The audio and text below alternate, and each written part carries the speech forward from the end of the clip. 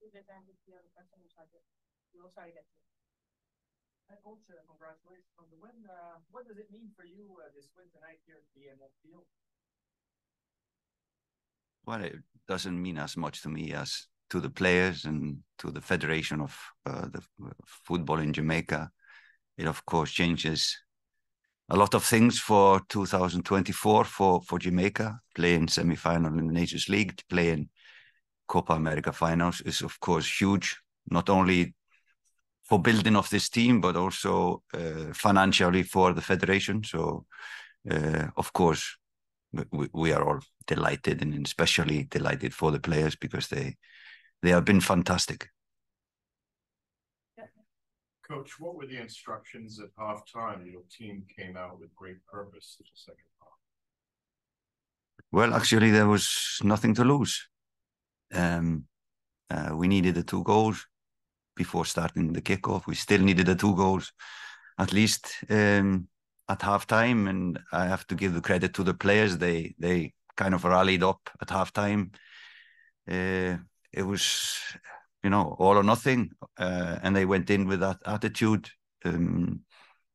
Really good first tackle, second half from Damion Lowe, kind of ignited the team. So then from that tackle, I would say we played on the front foot, and we were pretty brave, a little bit open for my sake, because Canada can, of course, and did punish us with a goal in the second half. But I think, and I give all the credit to the players, they were fantastic. It was their decision to go like this, gung-ho, and just press against them. And it worked. Sometimes it works, sometimes it doesn't. Today it worked, and it was all players.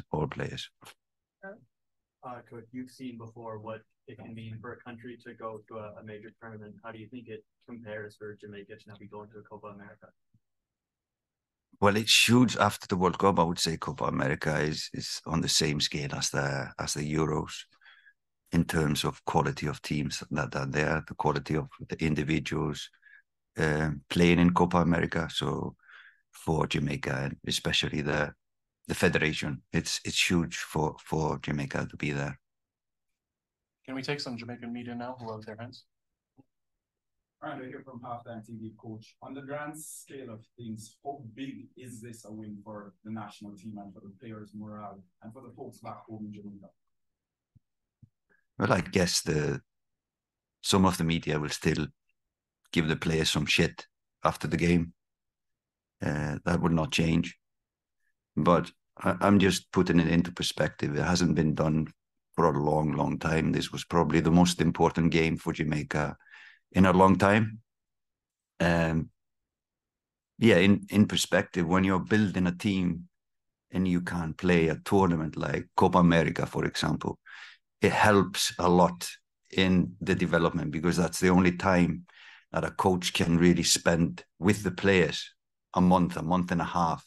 And when you add another tournament, the semi-finals, and hopefully a final in the Nations League, again, it gives us the opportunity to be together much longer than a short FIFA break, and especially in Jamaica when players always come a day too late or 2 days too late because of distance. And so it just gives us a chance to grow as a football team. But like I said, probably the biggest thing is financial for JFF that doesn't have a lot of money. So yeah, I think in many ways it's a big thing.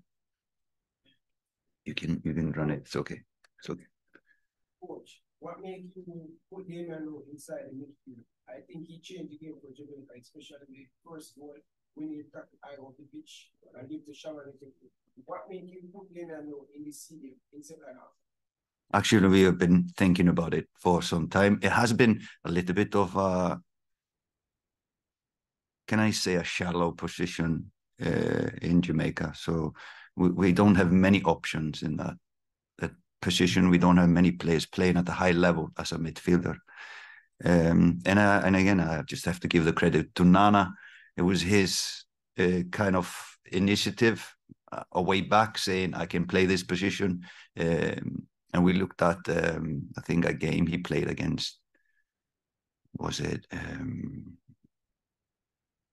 Bosnia or something? Serbia, where he played in midfield. He was winning a lot of tackles, and we just needed some motor in midfield. In this game, we needed a fighter in this game just to get us in, and he surely brought some spirit in second half, and fantastic second half for him. And he kind of, when you have a guy like this, he will just light the other guys around him. So a lot of credit to him. Talk about how important it is for the team go to South America and to win. What does it mean to you? This was always my plan, so doesn't change anything. We'll go to a question through Zoom. Daniel Blake. Hi, Coach. I know that we often talk about Michail Antonio being the main man, but Shamar Nicholson with some important goals over the last two legs. How impressed have you been with him and his performances in recent times? No, I like Shamar. He is a very emotional player. Was one of the guys at halftime that kind of got everyone going. So not only he's a good footballer and he's playing well in France at the moment. So I give him a lot of credit. Halftime, maybe sometimes too emotional, but he did really well in the game, both on and also off the pitch. I think he will show that form. I've been watching him in France. He is playing better and better every game. So I hope we will carry this goals to France as well and start scoring there on a regular basis. So I've always liked him both as a person and a player.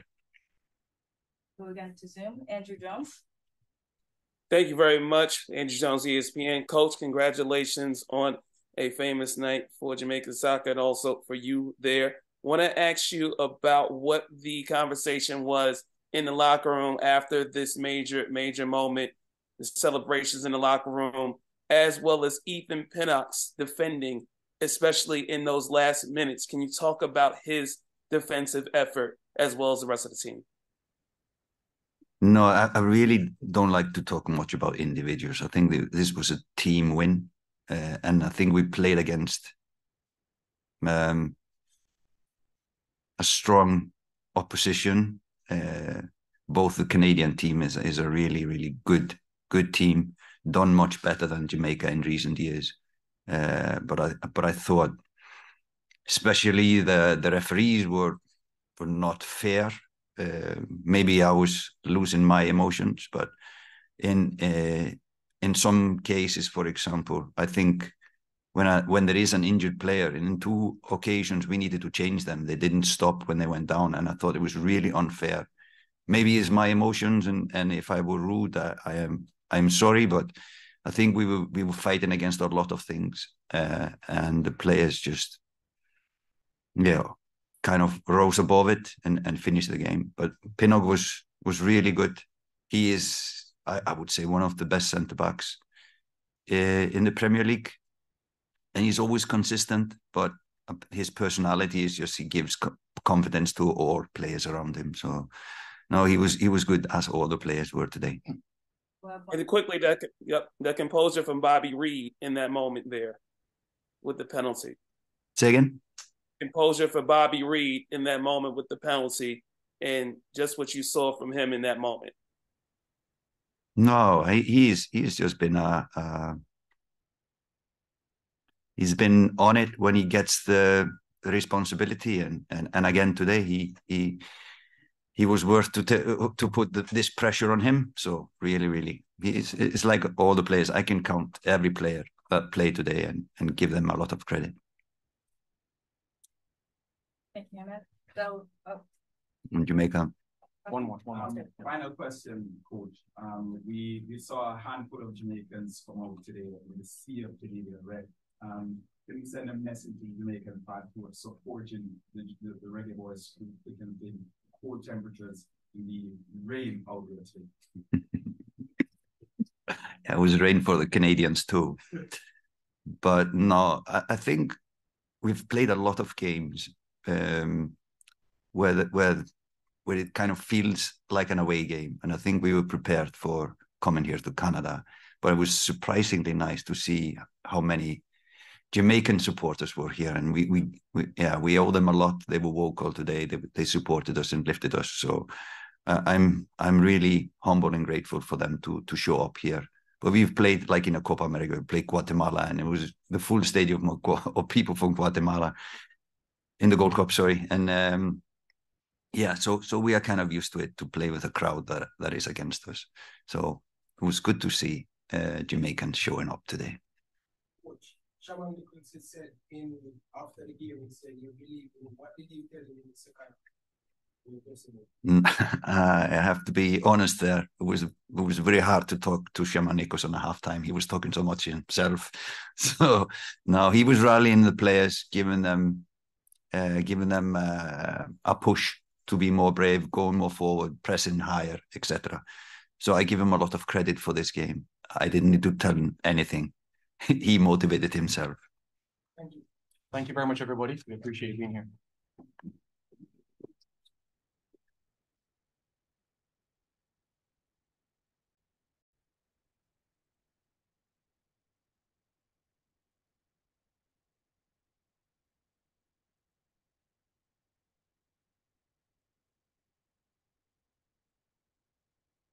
We'll start with questions in the room and move to those on Zoom. Davidson? Coach, what happened in the second half, and what was your view of the penalty? Yeah, I think massive disappointment for sure. They made an adjustment with Lowe coming in the midfield. They were a little bit more aggressive. We were a little bit too casual playing out. We got balls, lost easy balls, and they took some momentum. We were able to score, and then we weren't able to get ourselves and climb out of that. I think I didn't see the penalty. I didn't see it. I thought there was a foul on Kone on the first one. On the second one. But disappointed because the first half was very good, and we didn't put it away. We could have in the first half, and we allowed them to climb back into the game.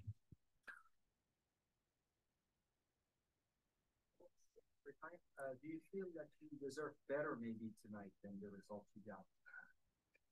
Well, look, the first half was a good half. We were in the dressing room, and I thought in different moments we looked really good. We created opportunities. They didn't really have much in the first half. So when you look at that part of the game and you say, okay, we were in control. We got the goal that put us ahead. And then the second half, you can't make mistakes. We made mistakes. We gave them the ball. We gave them the first goal, and all of a sudden momentum starts to turn, right? And then they start to grow. And at the end of the day, we put ourselves in trouble. We came back into the game. We made changes, and then we gave up a penalty, and there's the game. So it's disappointing. They're disappointed in that room, that's for sure. So that's where we're at right now. Tomorrow, straight ahead. You were sitting here with Steph yesterday when he talked about the lack of momentum and nothing in September, just the one match in October. Just how much do you think by the end of tonight was a byproduct of all of that and the lack of preparation? Yeah, I think, look, when you don't play in a window and one game in the October window, for sure you need to play games. You need to continue to grow and gain cohesion, play at home, we tied Guadeloupe the last time here 2-2. So it's not this is a year that it's taking a little bit of time to get going, and you come off a World Cup and there's a little bit of a down, and then you don't have games to help that situation. But that's at the end of the day, you still got to come out of this game on top. I think, there's those details, but for us, there's no excuse for some of the performances in the second half. So how much of a missed opportunity was tonight? Yeah, absolutely. We won over there. We did the hard part. We won over there and come back here, play a great first half. It should have been 2 or 3. I mean, Blake made some really good saves to keep them in the game. And then, we shot ourselves in the foot. We gave them the first goal. They gained momentum, and in those moments, we weren't able to be strong enough to hold them off. And we came back. We got the second goal, but unfortunately, they were able to get a penalty. Things aren't going to change in the sense of more access to time and guys who will spend time with each other before that March playoff. You're likely facing Trinidad, Costa Rica, or maybe even Mexico.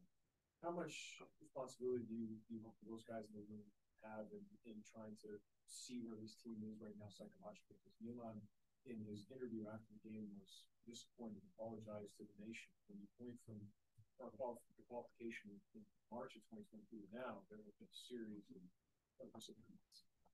Yeah, look, I think the team's going through a transition. It was a coaching change. There's been some situations, and for sure, we got to get out of it. We got to continue to build. And I know in March, obviously, it'll be an important window for them. It's another opportunity for them to qualify for the Copa America. But yeah, everybody's disappointed. I think. You got to look at yourself and, from everybody, from the staff, from the players, and what could we have done better? How could we have now, finished off this game knowing the situation we're in? We know we have 2-3 days of preparation, right? But at the end of the day, we're all pros. We all have jobs. You gotta come up with in those moments to be able to close games off. And for me, we weren't able to manage those moments in the right way. The minute we took a goal, it was like you saw a little bit of uncertainty, in the players, and that needs to change. That mindset needs to be stronger going forward, and it's going to take some time to get out of it. Well, look, obviously I'm disappointed. I know there's a process. I think I did everything I can. For sure I'd have to look at things and look at myself and see what I could have done better. I know I'm the coach, and when you lose the game, it's the coach. But at the end of the day, I know there's a process, and right now, we'll see how that unfolds.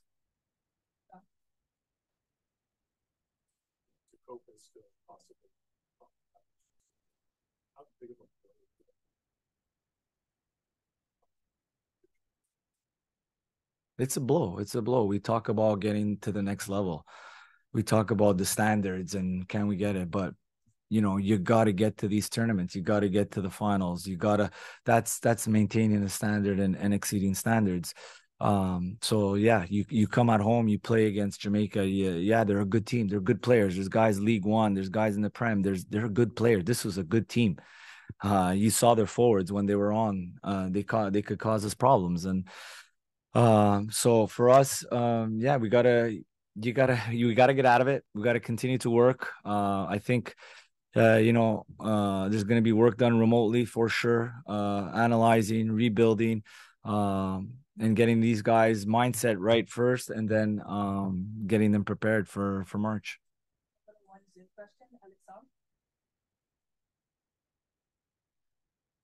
Hello. Hey, Mauro. I just kind of wanted to ask about, I think it was around 55, 60. There's some movement on the bench. We didn't actually see anyone come on until 74. So just kind of want to know that process that happened there, and if you felt that you could have maybe got the guys a bit earlier, the subs. Yeah, obviously, you gotta play that game, right? They were able to score. We wanted to stabilize the midfield, and then they scored right away. So we were down right away. So we had to readjust and not take out offensive players because we needed to score, right? We're 2-1. So we had to readjust on the fly there based on the quick back-to-back goals. But for us, I think, we wanted to manage the three in the middle. We were in the 4-2-3-1 with Johnny as the 10. And then we wanted to make a change to add a little bit more support in the middle. So when they scored, we had to readjust and try to go for it. It seemed like you guys were kind of caught with a few too many numbers in the back. I just disappointed what you saw from the first two goals that scored? Yeah, I think the first one we gave it away. It was a giveaway. I think we got to sense the moment, and this is what we talked about. You're feeling that pressure. You got to know how to manage those moments, when to build out, when to get the ball up, when to move the team. And that comes back to managing the game. And even the second one was a transition. We have the ball and there's a foul. I didn't see it, but it looked like a foul for me. And then they're breaking on us. And next thing you know, it's 2-1. So, yeah, I think, again, managing the game is a big aspect of that second half. Is there an opportunity to play before the March play-in game? The only opportunity is in January. But as you know, it's not a FIFA window. So, half of the players, more than half the players are in Europe. So it becomes difficult if you want to build cohesion. I mean, you could have a game and bring a team together. But at the end of the day, it's a lot of the depth players potentially that you're building and working with. So that is the opportunity potentially in January. Looking at the Connie's up in particular, what did you see him sort of struggling with in midfield, and why did you sort of choose to send? Yeah, I think no, I thought he had a good game, but we wanted to bring some freshness. These guys played back to back.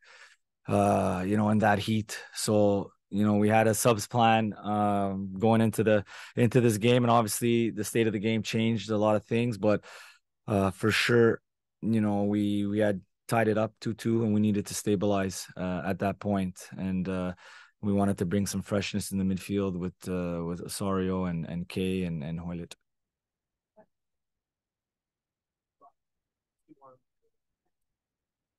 Oui, bonjour, Mauro. Oui.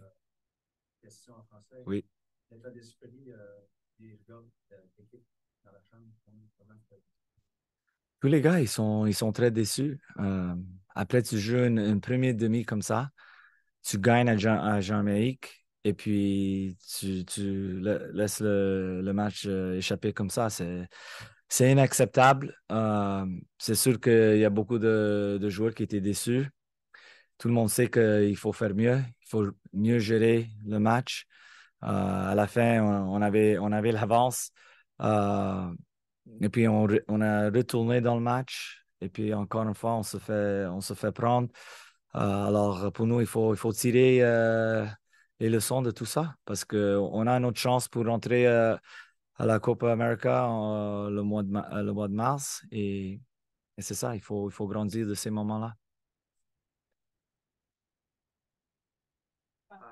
Yeah, Mara, I'm wondering if you were given any clarification on the penalty call, like what the decision was and what kind of review process, if any, it gone through.